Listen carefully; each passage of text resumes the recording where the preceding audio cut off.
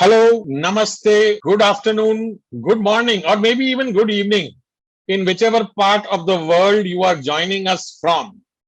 My name is Deepak R. Khemani and I am the co-founder of Bloom. Bloom is the brainchild of Miss Payal Irani. Bloom is a flower that has blossomed and is spreading its fragrance across the globe. At Bloom, we are into physical and mental wellness, trainings, speaking engagements, and creating signature workshops for corporates and individuals desirous of going to the next level. Bloom has a powerful and a dynamic team which has been handpicked. They are the who's who in their respective domains and industry veterans having an accumulated 200 plus years of experience. At Bloom, we strongly believe in co-creation, collaboration, and teamwork. I invite each and every one of you to be a part of Bloom, where together we grow, and as Bloom blossoms, it creates ripples the world over. Today, we have my co-host, Dr. Neeta Matre Mishra. She is also the co-founder of Bloom. She will be introducing our guest today and taking the session ahead. Over to you, Dr. Neeta. Thank you, Deepak sir, and all the viewers watching from whichever space you are, whether it is good morning, whether it is good evening, as said by Deepak sir. I would all love to wish you a very, very happy and a safe Deepavali from the team Bloom to all the beloved people of ours. So we are talking something on emotions. We all live emotions, we all feel emotions, we also understand emotions. Each and every person has a tag to put for the emotions. Some put the tag of the emotions being good, some put the tag of emotions being bad. Some also put the tag of emotions not being expressed. So here we have our amazing guest, Preeta Pradhan, among us, who is going to take us through this journey of embracing emotions. In this embracing emotions, there is a lot to each and everyone to take away and see what happens in our own life space. There are many times where we have ourselves faced some emotions, where we have felt unheard, where we have felt unexpressed, and there was something which was happening in our ecology. There was something happening in our body physiology. And with this ecology and body physiology, what did it come up? Did it come up with some ailment? Did it come up with some disease? Or did we succumb to being silent? So let's dive down deep into understanding and embracing emotions by our own She Mantran and a beautiful, beautiful and an amazing friend, Preeta Pradhan. Thank you so much, Dr. Neeta. And definitely, I am aware of your journey because I have attended a couple of your sessions. I've attended the basic thing which you love, the 9 days journey. So I would love if you could tell our audiences about your journey and what made you to come at this level. Over to you. Thank you so much. Thank you, Mr. Deepak, also. And thank you, Payal, for inviting me to this platform. So my journey started maybe 15, 16 years ago when I went through a phase of my life which seemed like what we call the night of the soul. Very, very dark space and feeling as if I have no way to get out. Feeling hemmed in, feeling absolutely submerged in my own sorrow, grief, depression. So I went through a very dark phase, and it's not that it was the first time in my life that I faced a hard situation. There were hard situations even earlier also. But somewhere at that point of time, there was this inner resilience which saw me through it. But at this point, when this happened, I felt as if I don't have the wherewithal to, surpass this. And that's when I got introduced to understanding how emotions work and how emotions can really pull you down if you believe in them. And since that time till today, I have had the real good opportunity of working with teachers and masters and philosophies which explain to me that there is nothing wrong in feeling sad or unhappy or feeling depressed. The problem arises when we argue with it, when we deny its existence and keep thinking, oh, I am unhappy, I need to be happy. Now, how do I make that shift? And unfortunately, none of us are empowered with that, learning, that tool, that wisdom, that an emotion will pass. You have to just be still. And like I understood, emotion is energy in motion. And we are all energy. So if an unhappy thought or an unhappy emotion has arisen inside of you, typically our conditioning, our society tells us, look away, push it away, get busy. Like recently a friend of mine lost her husband and it was very, very traumatic for her. But she also said, when I'm busy, I'm fine. It's only when I'm not busy that I go into the grief mode. The reality is that the grief mode is there. You are just distracting yourself by getting busy. And that was a huge learning for me, that no emotion is bad. No emotion is so-called negative. An emotion just is. And many times we get caught in this thing about be positive, always be positive. And that becomes a pressure on you that I'm feeling unhappy, I'm feeling down and out. But the world is telling me that you cannot express that sadness or that feeling of being a failure or feeling stuck or whatever, because it's not good. Nobody wants to listen to it. In fact, if you say, how are you? And I say, I'm sad. The person doesn't want to hear the next sentence. Why are you sad? There's nothing to be sad about. You just brush it away. And even among people who are doing self-work, the thing is, oh, a negative thought has come, let's replace it with a positive thought. But my experience has brought me to this point where I understood that one, we are all energy, we are all vibrating, and the vibration is happening at different frequencies. So when I am feeling sad or angry or abandoned or any such heavy emotion, which we call negative, actually our frequency is very low. We are vibrating at a very low frequency, which is sluggish. So there is no movement. And more we deny its existence and we say, okay, let me just get busy. Let me just force myself to be happy. Whereas internally I am not happy. I create in my system a block. It's like a drain pipe getting blocked. Like when the kitchen sink drain pipe gets blocked and when we have to put some chemical to release it. My experience says that we have got used to blocking our emotions. Don't express. Don't let people know you're unhappy, because it is seen as a sign of failure. It is not seen as a good sign. Mental wellness is not, now it's being talked about, but earlier, if I have a headache or a stomach ache, it's very easy to say, oh, I have a headache, I'll take a pill. But I am feeling sad, can I do something about it? Nobody talks about that. So we know how to either deny it or suppress it or deflect it. And all of these are delaying tactics. We delay it. The emotion is still stuck there. That energy of that sorrow or grief or abandonment is stuck in your energy body.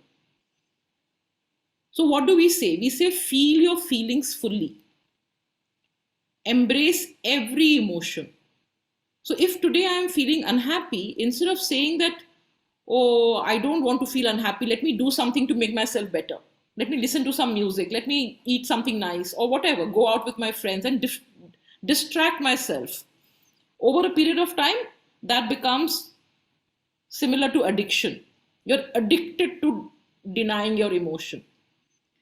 What do we say? We say, feel your feelings fully. That means just sit with it. Okay, you're feeling sad. Feel the sadness fully and not with your mind, with your body and breath. We are so used to processing everything through the mind, we even process emotions through the mind. Whereas the way I like to say it to my clients, we have appliances in the house, and each appliance is used for one particular purpose. We don't use the toaster to do anything apart from toasting a bread. We don't use a blender to do anything apart from blending, whatever we are making. But we use the mind as if it is an appliance for all purposes. The appliance to use for processing the emotion is the heart, is the breath, is your body actually. The body is wiser than the mind. So the way I look at it is, okay, you're feeling a lack of self-worth, suppose. Just sit with this feeling. In fact, I wouldn't mind taking you through a little process. If you can just sit back and relax your body wherever you're seated. If you're sitting on a chair, make sure your feet are on the ground. Keep your spine straight. Just relax your shoulders a little bit. Just loosen your muscles. Open your mouth and loosen your jaw. And just relax your forehead, relax your eyes. You can close your eyes and just connect with your breath. Just become aware of the breath as it enters the body. Follow it and then allow the breath to get released and just stay connected with it. Just keeping your attention on as if you are allowing the breath to enter the body and you are allowing the breath to exit the body. And as you spend 1 or 2 breath cycles with this attention, just allow a thought of stress or anxiety or whatever it is that you commonly feel. Maybe you feel resentment, maybe you feel anger, frustration. Just allow that thought to come in your mind. And when that thought of stress appears in your mind, watch your thought, be with the thought. And as you're being with the thought and you're kind of recalling the incident, maybe you're remembering the people, maybe you're remembering the words, maybe you're remembering the colors, the ambience, just become aware of your body. Bring your attention to your body. Somewhere in your body, you will feel some physical sensation. It could be a tightness, it could be a hotness or a heaviness or a gentle throbbing. Just feel that physical sensation in your body. And as you become aware of that physical sensation, maybe you could give it a number on a scale of 0 to 10. How intense is it? 10 being very intense. Maybe it is 2, 3, 5, 6, could be 9. And as you put that number, just stay aware of that physical sensation and just look into it as if you are able to see it. Are you able to see it? Is it a shape? Is it a size? Is it a color? Does it have a texture? Does it have any kind of vibration, a sound? And if you can't see anything, just feel it and just take 3 conscious breaths into that space, into that part of the body where you're feeling that physical sensation. So breathe in through your nose, hold, and then exhale through your open mouth. Do it for 3 breath cycles. Breathing in, holding, and then exhaling through your open mouth.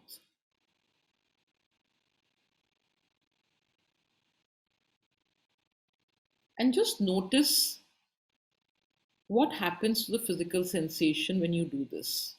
Does the physical sensation feel the same? Or has it become lesser? Or has it shifted? Whatever it is, just feel it, just be with it. And now again ask the mind to bring up the same thought, that thought that we started with. And this time when the thought arises, check with your body, how does it feel?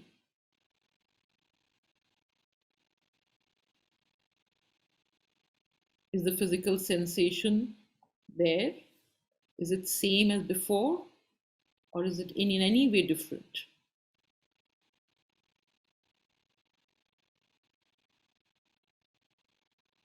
Whenever you feel ready, you can take in a nice deep breath and then open your eyes.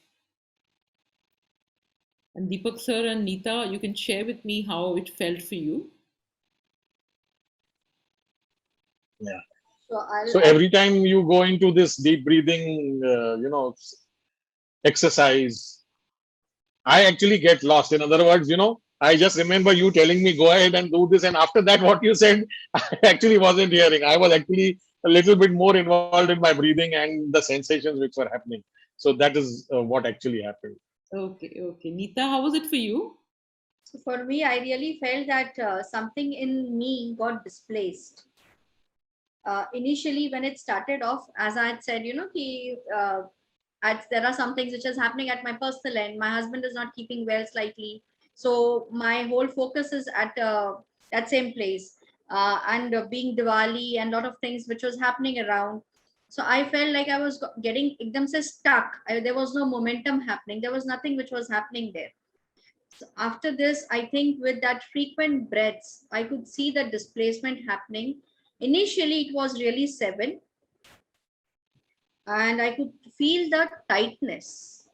I could not understand the hot or anything, but I could feel the tightness absolutely on my chest. And as the displacement happened, I'm seeing that it's gone to 5 or maybe 4.5, and I'm feeling very relieved.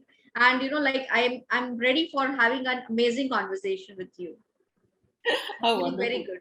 Thank you. Yeah, so it's a very simple, just becoming aware of the body intelligence.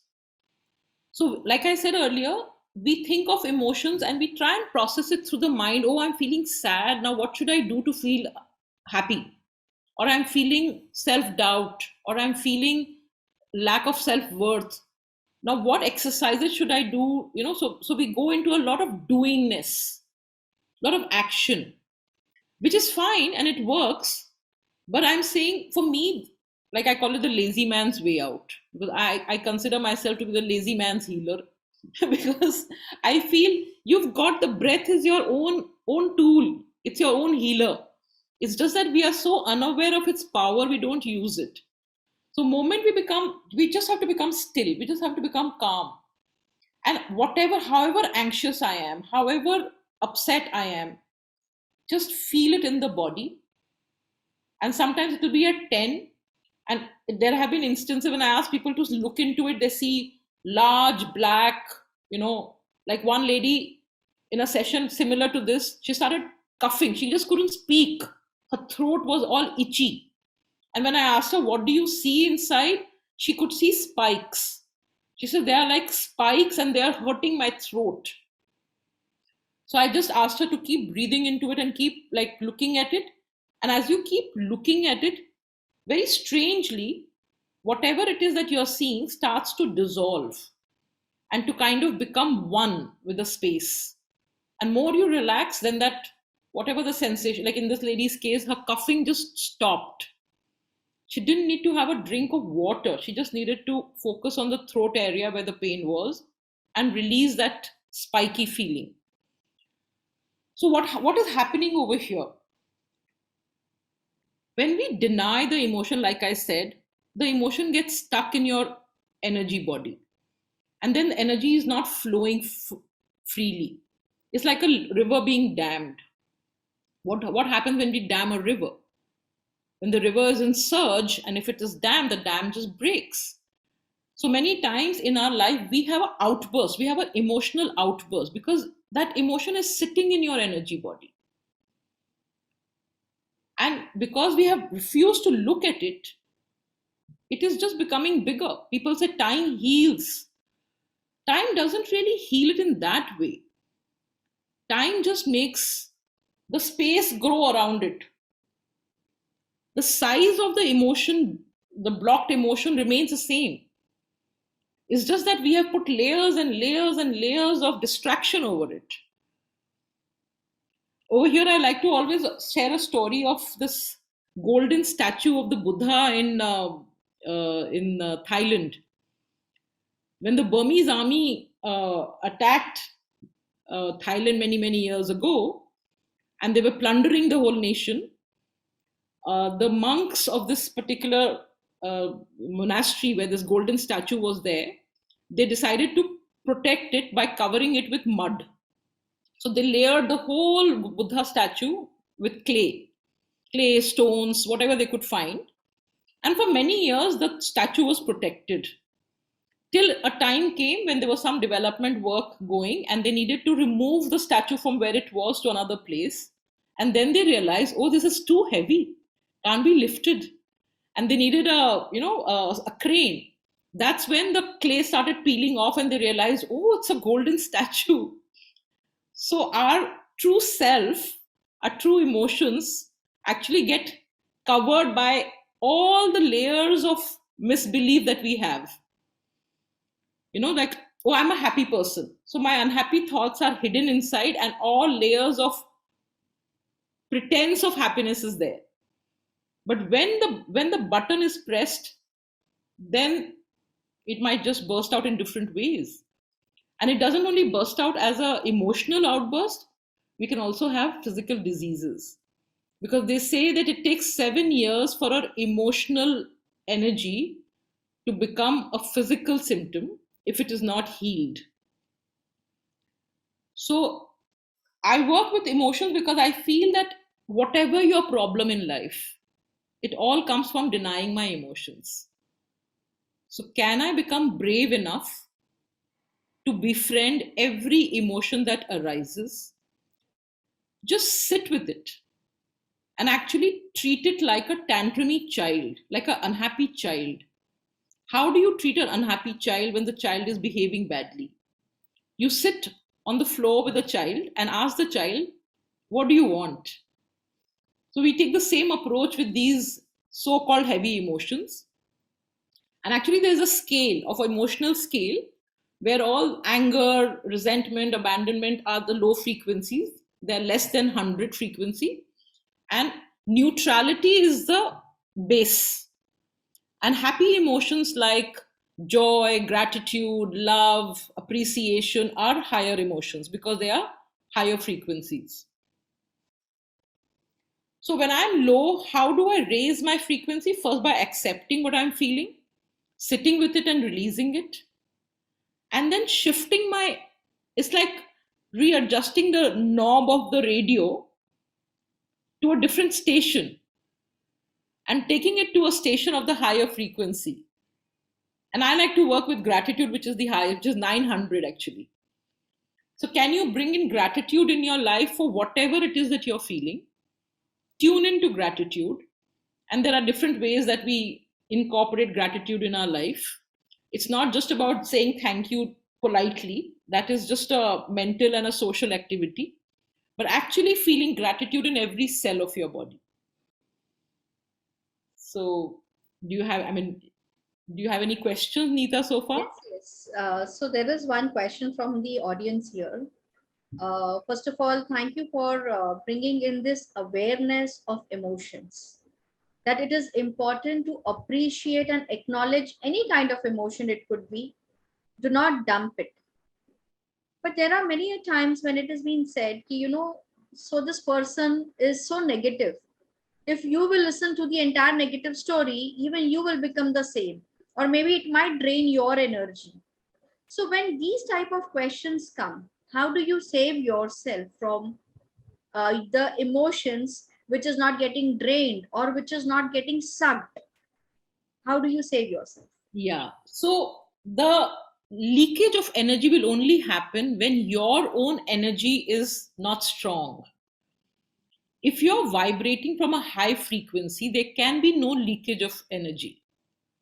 It is when I am already in a weaker space, I'm pretending to be happy, Then a negative person comes in front of me, he will pull all my energy because I am already in a pretense mode.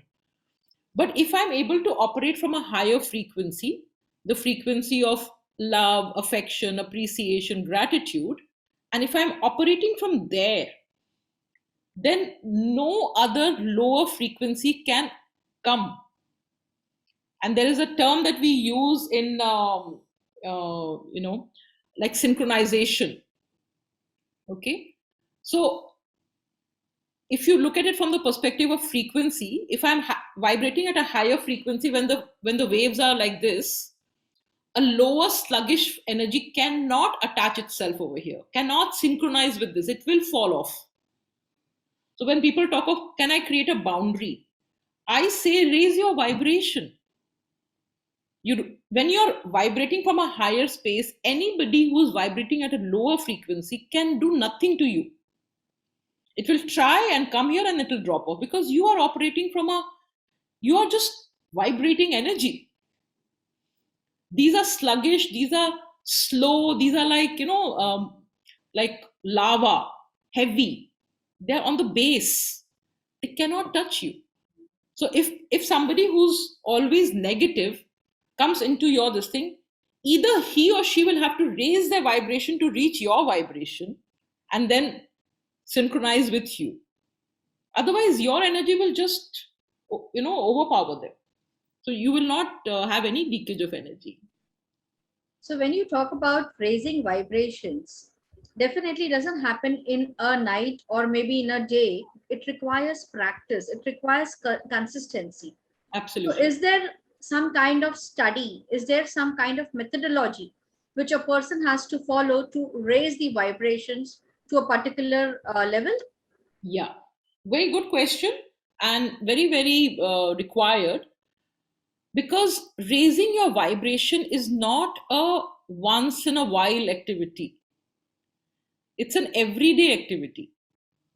What are you doing on a daily basis to keep your vibration at a higher level? It doesn't require too much time. So in a day, I may have 20 emotions showing up. Some high frequency, some low frequency. Somebody said something, I felt depressed. Somebody said something, I felt low self-esteem. Somebody said something, I felt very high. I felt very appreciated. So I'm constantly swinging up and down. One is with regular practice, I can bring myself to a level where I'm neutral. Where even if somebody says something bad, my energy doesn't dip. And if somebody says something nice about me, my energy doesn't spike up and stay there. It may spike up, but it'll spike up and come back to the neutral space. So one is, of course, a longer practice of stabilizing myself at the neutral space. So I stay at that, what is called the bliss state, Sat Chit Anand, and visit these emotions as they arise without denying it. But I'm stable over here. The other way is that, okay, I get up in the morning feeling very down and out because, oh God, I have so much work to do, or whatever, things are not going my way, or everybody around me is unhappy. Can I just take 5 minutes to just feel that emotion fully in my body and do the exact exercise that I did earlier? Or there are other exercises, like we do tapping, we do EFT tapping. That also takes away a lot of your fears and phobias. Or I do just plain breathing and humming. Humming is a very, very powerful exercise, and I'll explain why. Or like I use sound bowls. You're familiar with my sound sessions, so I use sound bowls. I use gongs, I use different instruments, but I have over here a sound bowl. So the bowl has a vibration which is high, and when you listen to the bowl, automatically your energetic vibration goes up. So can you spend 5 to 10 minutes a day in just doing any practice which shifts your vibration from a low frequency to a high frequency? Now, when I do it on a daily basis, will I have a situation where I will go so down that I cannot come up, or it will take me time? It's a daily practice. The way it was explained to me is that, would you eat on a dirty plate? You wash your plate after every meal. How frequently do you clean your spirit, your soul space? Because you're gathering all this. Like people say something doesn't go your way. Sometimes you feel like a failure. You're accumulating all of this in your energy body. And when are you releasing it? When are you actually washing it off? When are you detoxing your system of these low frequency emotions which have got stuck into your body? So we need to detox our systems daily. Like we brush our teeth and we have a bath and we brush our hair, we need to do energy exercises just to clean ourselves of this energy and come to that neutral space. So Preeta, understanding that we are all mature adults, so maybe it is okay for me to understand this process. But wherein I deal with the millennials, where I deal with the Gen Z, and if I have to explain them that you need to clean, you need to understand, you need to, clear out your toxins, how do I bring in this type of small little practice? Maybe gratitude is what they understand, saying thank you every day. Maybe for them, acknowledgement will also be telling sorry for any small thing. Whether they really feel sorry, whether they really feel thank you is not my understanding. But in case if I have to inculcate a small little practice to the millennials as well as to the Gen Z generation, how can we incorporate this small little practice so that whenever they get stuck, because they get stuck with themselves, they get stuck with their peers, they get stuck with their relationships, they get stuck with their parents, they get stuck with their teachers, they get stuck with the entire education system, they get stuck with the normal rules and regulations. So during those times, what can be one small and an easy method which the generation can follow? I mean, my answer is the same, just a conscious breath. Because even with young children, I'm talking of really young children, like, children of 10, 12 years of age, when they feel angry, if you just make them sit down and say, where in your body are you feeling the anger? They will give you very graphic descriptions of I'm feeling it in my stomach or in my chest or whatever. They'll give colors and they'll give shapes, and they're very descriptive. We as adults are more constrained. And you just tell them, okay, now you're looking at it. No, keep looking at it and keep breathing. Keep breathing into it as if you're putting fresh breath into that whatever you're seeing, and just release it. It becomes a very easy practice to learn. And there is no, I mean, I'm not giving you any scientific explanation, neither am I putting any theories over here. All I am saying is just feel it and breathe it out. So I work with a lot of people who are in that generation that you're talking about.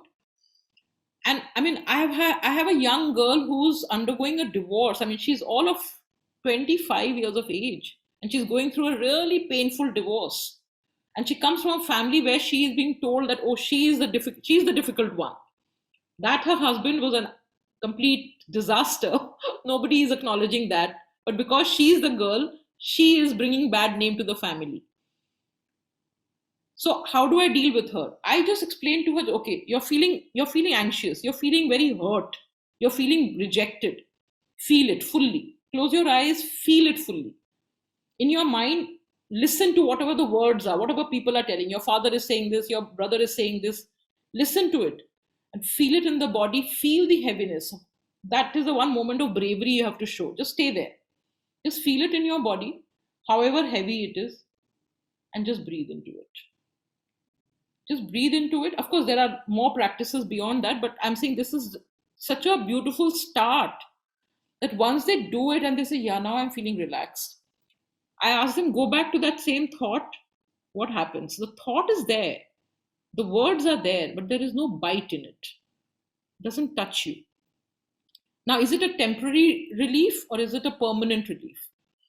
It is temporary if you do it only once and then, again, forget about it. But if you make it into a daily habit, a regular practice, like for me, I don't sit down and do it for 5 minutes every day, but I do it as and when the need arises. Like I might be feeling unhappy about something. I'm feeling blocked. My career is not moving forward. Whatever, money is not flowing in. Clients are not coming. Whatever is the issue. Just feel it and breathe into it. Just feel it and breathe into it. And does the outside change? Yes, it changes. Because if I am vibrating at a certain frequency and everything around me has to align itself to my frequency, I can change my complete entire outer circumstances by just making sure that I'm vibrating from a higher frequency. And like I said, I like to work with the highest frequency, which is gratitude. So if I'm always in a state of gratitude, and it's an attitude of non-negotiable. I cannot negotiate. I have to be in gratitude, however tough the situation, however unpleasant the situation. So I'm feeling very stuck. Okay, so now I don't feel any gratitude for this situation. I've lost somebody very close to me. What gratitude can I feel? Gratitude that I'm alive. Gratitude that I have someone who was so close to me who I'm grieving. There are people in this world who have no one to grieve for. So there are many ways of looking at what can gratitude bring to you.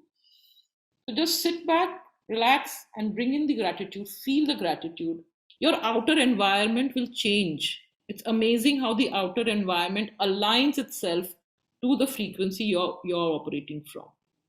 Does that answer your question, Dr. Neeta?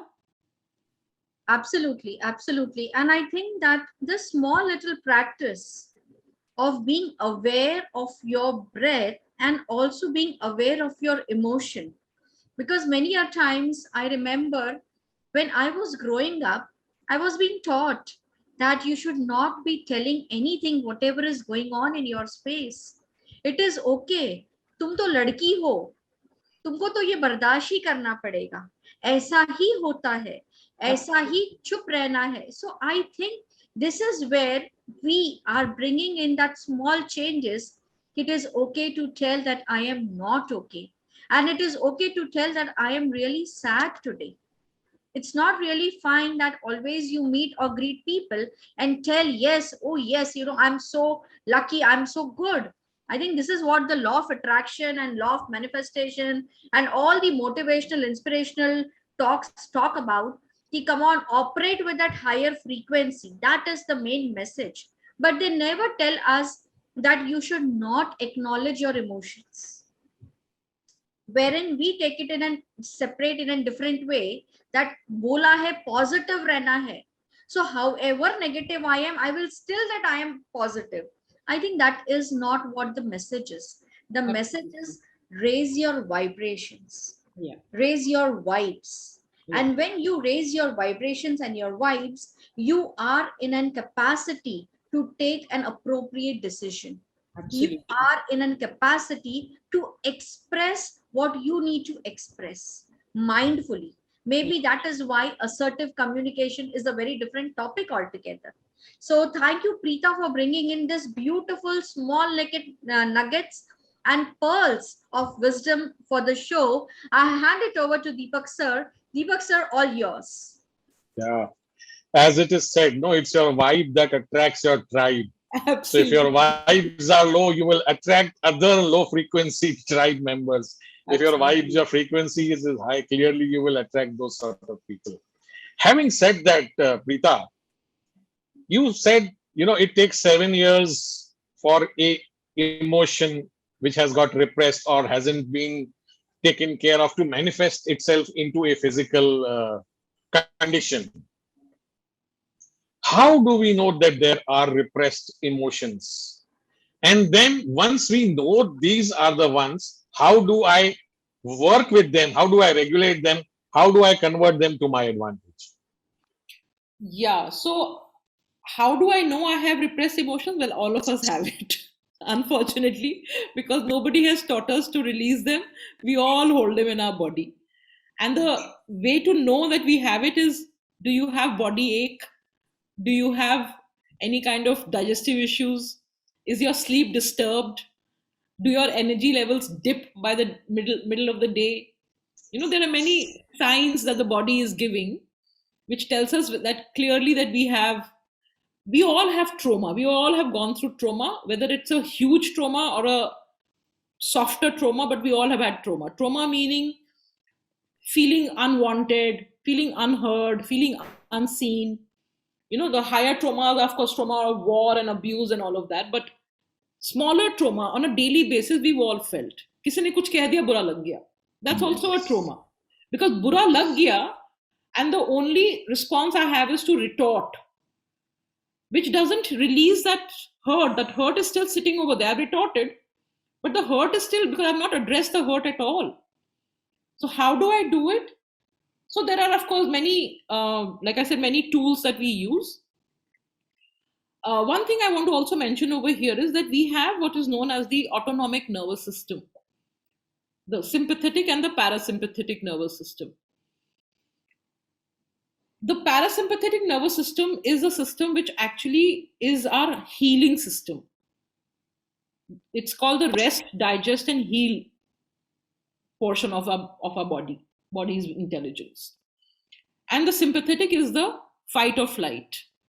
Unfortunately, we stay always in the fight and flight mode, very rarely going fully into the rest and digest mode, because somewhere we have tuned our attention to there is always danger. So the body is always in alert mode. How do I relax my body? By activating what is known as the vagus nerve. The vagus nerve is the 10th cranial nerve, and it's the longest and the wandering nerve. The nerve starts somewhere at the back of your skull and goes from the back of your throat right down to your gut. And that's the switch. When that is active, the body gets the message, should I be in fight or flight, or should I be in rest or digest? But normally we have dulled this because of holding off emotion, because of not feeling joy really. So when I did a study on how to activate the vagus nerve, I mean, you'll be surprised at some of the things you have to do. Have a cold shower. Do some gargling, humming, deep breathing, walking on the grass, dancing, laughing loudly, belly laughter, singing on top of your voice, doing some artwork, something with your hands, maybe clay work or craft work or some painting. What are these? I mean, in olden days, these were all part of our regular life. We did it together. And so the body got the message that, okay, if there's a stress, there's a fight or flight response, but there is also the signal that everything is well in my world, because I'm singing, I'm dancing, I'm having a cold shower, I'm doing some deep breathing. But today we've got and even today when we do deep breathing as an exercise, it's an exercise. We are doing it from the brain. We are not doing it as a healing process. Having said that, I'll come to this, because I feel that this is really the magic tool. Because when I learned about sound, and especially these kind of bowls which are not tuned, they are not tuned to certain frequencies, they have a resonance. Now, when I strike a bowl like this, there could be many frequency playing. And when I'm closing my eyes and just tuning into this energy, my body knows what frequency it requires to release whatever blocked emotions I have. So we say in sound healing, we say that 20 minutes of non-stop playing of an instrument like this releases body of all negative emotions. Now the question would be, will one session do it? For some people, one session itself is therapeutic. For some people who have deeper issues which are really deep down into your system, you might need 5, 10, 20 sessions. But every session will create a sense of expansion, a sense of relaxation. People go into spontaneous meditation by hearing these sounds. Because the sound vibrations just bypass the mind. If the mind is active, the mind will say, oh, what is the sound? What is it doing? I like it. I don't like it. But if you can relax your body and just focus on your breath, then these sound vibrations will go and remove all blocked emotions from inside of you. It is that powerful. So since you've spoken about this sound, the vibration, the resonance, the frequencies, and you have this bowl in your hand, let's do a small demo of, what sort of a sound healing, even a small 2 or 3 minute demo, how it can heal you. Absolutely, absolutely. So again, my request is just relax your body, close your eyes, and just connect with your breath. and just loosen, just kind of drop your weight on your chair. Like, don't hold your body together, just allow it to surrender its weight to Mother Earth. And as the sounds are being played, feel the sounds in your body. Don't just focus on the hearing of it. Allow every cell in your body to feel the sound.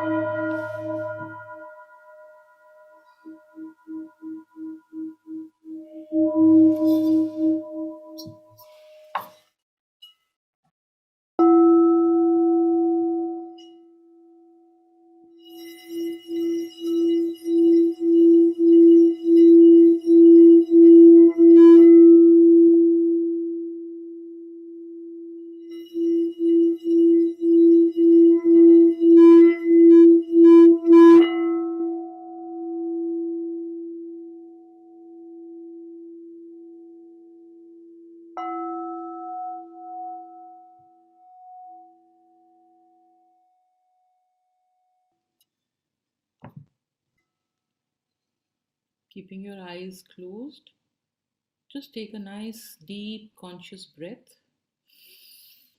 Hold, and then exhale through your open mouth. And with the next 2 or 3 breaths, as we exhale, just allow a silent hum to come in the throat. So breathe in.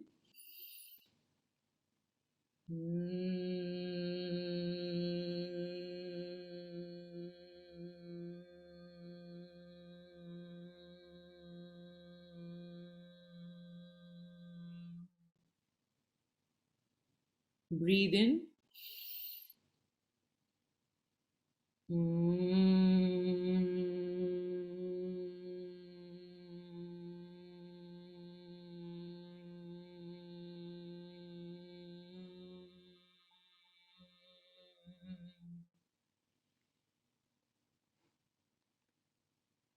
Do it one more time at your own pace, just breathing in and then humming.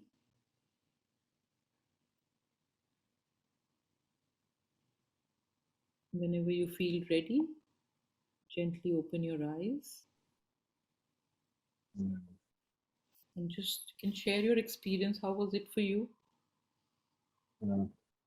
So I clearly heard 4 or 5 different types of things or dongs accompanied by a frequency which ran and then slowly just dimmed away in the background. Yeah. So how did it feel for you? Like, how did it feel in your body? It feels like you need to be in this space continuously forever. You don't want to come out of this space.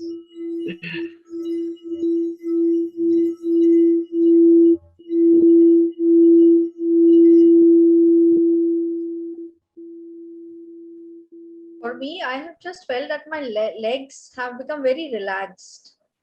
It is showing that it's okay to walk ahead. Like, kind of, it's okay to walk ahead.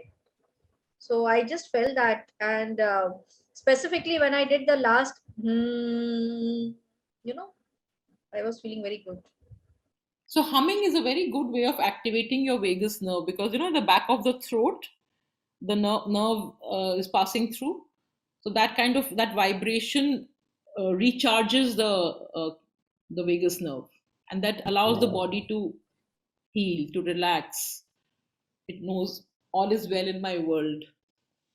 Tell us now, since we are on the topic of sound and frequencies and healing, before we go back to our emotions, there is something called a God frequency.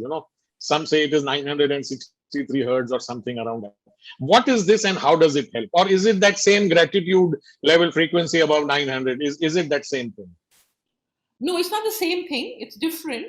But basically, what the scientists have found is that they have found that there is a frequency which is, which is like, how do they explain Big Bang? So it's a frequency through which the Big Bang happened. Yeah. Yeah. So Yeah, okay. Om is that sound actually. Om is known as the primordial sound, and actually it's not really it's like an unstruck sound. That's why it's called unstruck sound, anhat, which is your heart space also. Anhat chakra is your heart space. Yes. So it is just a sound which is like a. So today I don't have my gong with me. Gong has that sound. When we play the gong has that sound which kind of just starts from a small dot and just expands into this vast space. Yeah. So maybe when we have you for next time soon on Bloom, we will do an actual program only revolving sound and these frequencies and how they work and how they affect us. Yeah. So it is said that we all humans are, all emotional beings. We can't help feeling low. We can't help feeling high. There will be good emotions. There will be bad emotions. And you said there is no such thing as bad emotions. However, that is how we feel. How do we either, regulate these different emotions, or we make ourselves such that we can embrace to every emotion around us? Yeah. So, like I mentioned earlier, that the more we are able to stay at the stable, neutral state, the neutral state is that I am at a space where good things can happen, bad things can happen. I can feel all the emotions, I can process them, but I can release them, and I stay in what is known as the empty space. Yeah. How do we reach there? Well, that's a spiritual practice, because then you have to connect to something which is beyond the mind. If we are going to use our mind to understand that space, then it's a very long intellectual exercise. But like one of my spiritual teachers says, you want intellectual understanding, go read a book. But if you want to be in that space, then just allow that thing to happen, because that empty space exists within us. It's like, so the other day I was doing an exercise. So when I'm looking at a thought, I'm very caught up in my thought. All the pain happens because I am invested in my thought. A thought has arisen. There are 50,000 thoughts in a day in a human mind. 50 to 70,000 thoughts, God knows. But how many do we remember? We just remember a handful of them. And most of them are painful. Why don't we remember happy thoughts so much? Why do we remember unhappy thoughts? And it's not the thought has a problem. Unhappy thought has arisen, but we have something in our power which is known as attention. Where do I put my attention? So I put my attention on that unhappy thought and I invest it. Like I kind of get attached to it. And then I allow that thought to be the driver of my life. Our spiritual practice tells us that look at a thought as if it's a passing cloud.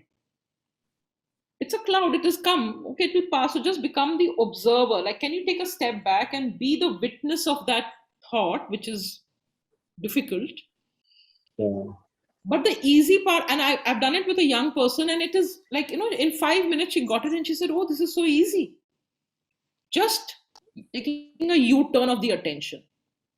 It's like I'm focusing my camera on one particular spot and I'm seeing whatever I'm seeing. And I just turn the camera, like nowadays in smartphones, we can just change the camera angle to come to selfie mode. Yeah. So can we just do that to our attention, which is focused on the thought, which is keeping me in pain, in suffering mode? Yeah. And I shift the attention to saying, who is looking at the thought? Who is who is attaching that importance? Can I look at the one looking at the thought? So there is an observation and there is an observer. Can I look at the observer? And the moment you turn to look at the observer, you realize that your attachment to the thought has vanished. Now, again, sounds very easy and simple. Is it easy to do? It is easy to do, but it is difficult because the mind comes in and says, oh, this cannot be possible. This is not, whatever. The mind has its own noise to make. My experience says that you need to do it in regular practice and you need to be in what is known as satsang. Satsang. So you have to have the company of people who are also following the same thought and who act as mirror reflection. Every time you identify yourself and say, oh, I'm so caught up in this thought or whatever, they are able to reflect to you that you're caught and you shift your attention to the observer. So it's a constant reminder, and I mean, I will say, yeah, it's very easy because, I mean, if I can do it, anybody can do it. I mean, it's like that. Yes. Like in many, when I was much younger, we used to have this cookery show. If Yan can cook, you can cook. So, if I can do it, anybody can do it. But yeah, I mean, it needs practice. It needs practice. Yes. It needs consistency. It needs persistence. And you spoke about satsang, and I am part of a satsang, a spiritual practice which we have been going through from years. And I just remembered something which was very, very similar to the example you gave. This person said that, there is somebody who gives you a gift and you don't like that gift. What do? You either give it back to him saying, I have no need for this, or you simply take up and just throw it away. So when you have these negative emotions which are coming in, what do you tell them? I don't need this negative emotion. Please go away, or just take it and just get rid of it so that it is gone.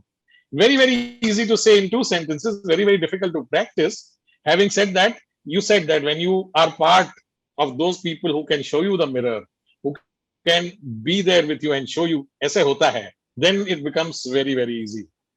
Yeah. My next question to you is, you call yourself a wholeness coach.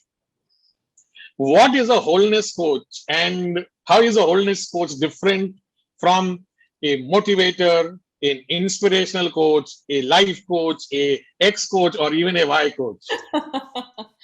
Well, I mean, brilliant question actually, because the reason I call myself a wholeness coach is because we believe that we need to do something to become what we aspire to be. I come from the space of believing that I'm already that. I'm already whole. But it's like that Buddha statue. I cannot see the golden statue sitting inside of me because I've got layers and layers and layers of conditioned belief, which are all disempowering. Yes. So instead of saying that I have to become something, the way I look at it is that I'm already that I want to become. I just need to remember that. Just remember that I am whole. I am believing in all the stories I have told myself. So like one of the practices that I do is Ho'oponopo. I don't know if you've heard of this Hawaiian practice. And the Hawaiian practice says that we come with a clean white slate, like a whiteboard.